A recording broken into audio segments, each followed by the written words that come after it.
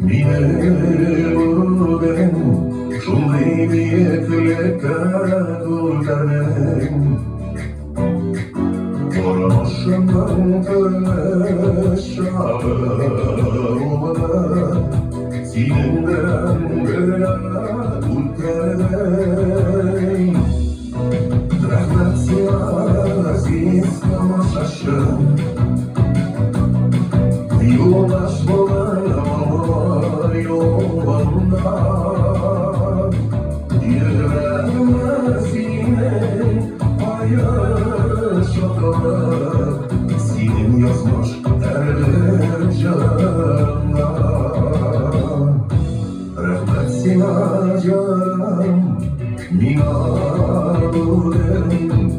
Bana koyup kaçırırsın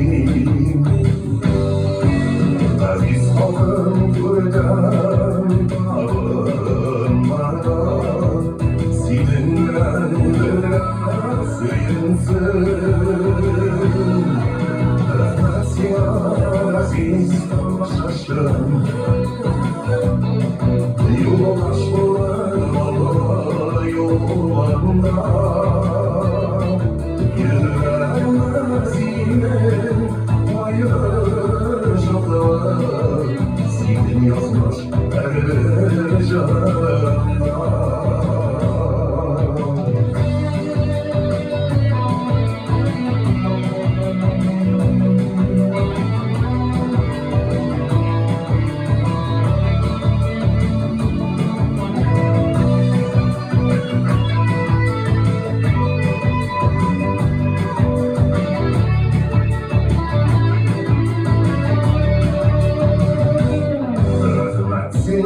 yazar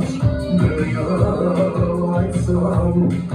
Nice tatlar aleme yarattım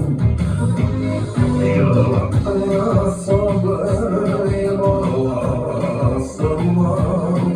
Dışarına yarattım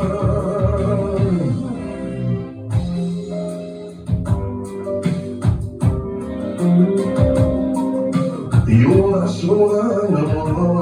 yollarına Yürümez yine yaşamak Senin yazmış her canıma